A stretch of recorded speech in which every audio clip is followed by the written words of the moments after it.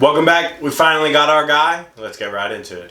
Pochettino is now in pole position to become, not officially announced yet, but in pole position, let's make that noted, to become the U.S. men's national team head coach. That would be amazing. Let's be honest, though. It's coming from Ornstein. It's coming from Fabrizio. It's coming from everybody in the world except for the national team themselves. So the federation hasn't said anything, but at this point, we can already pretty much assume he said yes, he's going to sign the contract, and whenever that does happen, he'll be announced. It's just down to the USA, the federation, giving him what he wants, the money, the backroom staff, how many people he can bring in. The ability to change things. Exactly. Like the influence, the overall point of view, and the goals and things like that of what we want to do, especially 2026, Home World Cup. It's huge. We're winning it now. So we needed a big name. We got the big name, Matt Crocker. Finally doing something. He's redeeming himself. First, the Emma Hayes signing for the women's team. Phenomenal signing. Doing everything he can, going out to get the best of the best. Yep. And now on this side, I'll be honest.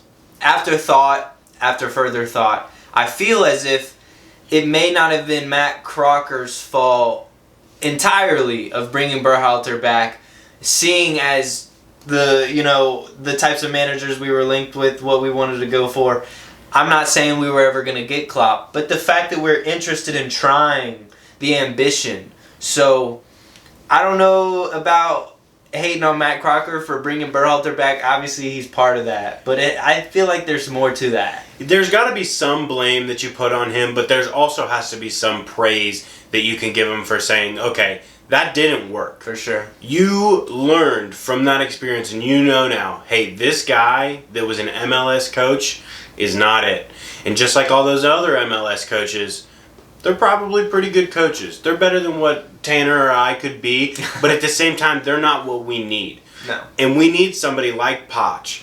He has a clear vision, no matter what team it is, PSG, Tottenham, Chelsea. He's got a vision, and he's got exactly what his game plan is to get to the point that he wants to be at, with whatever situation is going to be. Because we know with Tottenham, where he produced the most with the least, he can excel in those difficult periods. And you can see how much of an influence he has on young players. The job he does at Southampton, Tottenham, obviously. You go to PSG, and yeah, you win Liga, some other trophies. It's kind of expected. His time at Chelsea, I feel like he, in a way, overachieved almost with Chelsea, bringing them from, I think they were in like 12th or 10th or something to like 8th or 6th. I don't even know. But he brought them up. He improved off of what they had last season. I think he would have been a good option for them. So overall, he ticks a lot of boxes for the USA. Like all the things we need, he has a lot of the attributes. Working with young players, ambition. He will demand respect for 100%. Sure. All these players will respect him when he walks into that locker room. And I think that's a big factor in it. I think a lot of players looked at Greg and they're like, why am I going to listen to this PE teacher?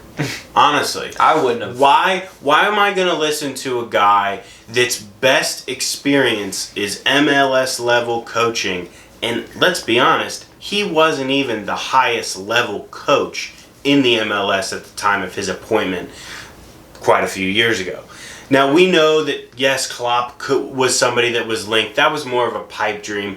And in reality, I was thinking it's going to be another MLS coach. It's going to be somebody that the Federation knows, that they have a good connection with. It's going to be somebody that's just disappointing.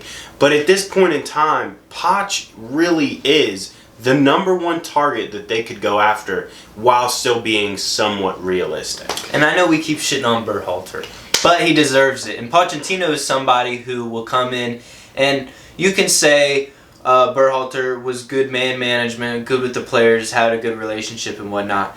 That's fair. I can see Pochettino coming in doing the same thing, but also demanding respect, as we said. Demanding respect, getting the most out of these players. Weston McKennie coming in to these competitions overweight, as we know. Things like that. that can't be happening. Under Pochettino, he's not afraid to make those tough decisions, to tell Weston McKennie to take a seat. Tim Weah getting a red card, he needs to just go home after that, to be honest. After punching somebody in the back of the head, it's like you obviously don't have any respect for what was going on right there. It was a complete crazy moment from him. So I don't see Poch letting the players get too comfortable, and I think that's another huge factor in what he can do. He speaks Spanish, so he can help us with those dual nats. A lot of Hispanic Americans, we want them to come play for America. Yeah. We got Pepe, we got a few others. We want them to play for the U.S. and having Poch, who can speak Spanish, good with young players, he can convince them. There's not really a lot of downsides to hiring him, as far as, yes, his previous win record isn't really there in terms of trophies, but at the same time, that's not what we need right now. The World Cup isn't for 2 years. We know that this is a building process, and these last 6 years basically have been wasted. Now we have to really pick it up and figure out, okay, this is what we're going to keep. These are some ideas that we're going to transition from and to. These are some things. There are some things that Berhalter did well, and like Tanner said, one of those was the connection with the players. None of those players were ever going to come out and say a single bad word against Berhalter, because not only did they know that they wouldn't play if he continued, but they know that he's going to let me do whatever I pretty much need to do. And you can't have that. There was too much player power, and there was too much lack of accountability over the last few years for us to be able to sit here and say he deserves this job. As we've been saying, I think Pochettino is just a 10 out of 10 signing for us to have a manager. Yeah. I mean, all the pluses that he brings to this national team is huge. You think of the coaches out there, I mean, I can't think of anybody better to bring in who's actually realistic. And I would have said it's possibly not realistic when we first hired Berhalter. Yes, we go for Jurgen Klopp, so it makes you think, oh, well, if we're going for him, then maybe. But before all that stuff comes out, when you go, oh, Berhalter's gone, I guarantee nobody's first thought was, oh, Pochettino is definitely going to come to the USA. Never. No, and that's the thing. It's like, yes, like I said, Klopp was a pipe dream, but it kind of gave you an inclination of where their heads are at. Yes. Them being the heads of the federation and everyone that is in charge of finding the new manager and going forward with this new project. They had to really figure out a way to not only accommodate the players, the fans, and their own rules, because there is the rule that the United States men's national team coach can't make anything more than what the women's national team coach is. So that's where the gray area comes in, that you have to find somebody that's willing to meet those wage demands, that's willing to work with the players and build something for the future. Because we know that, we've said it so many times, these next 2 years are so crucial, not only for the tournament, but for the sport going forward. It's about change. It's about inspiring. It's about making sure that the world knows not only is this in our home, this is our competition to compete in. Yeah. Maybe not win. Nobody is saying that we need to win now, but at the same time, it gives you hope that, like, hey, there's a chance. This is the best group of players on paper that the U.S. men's national team has ever had. Players playing in Europe, well-known names all over the globe.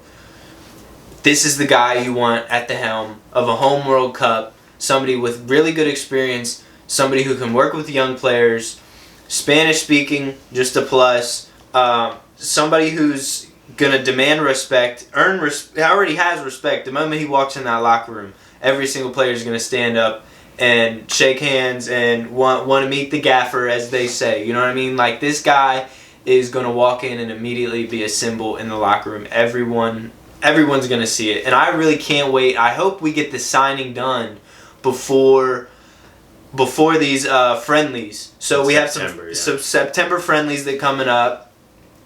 We need to get this done. We need to get it signed. We need to get him on.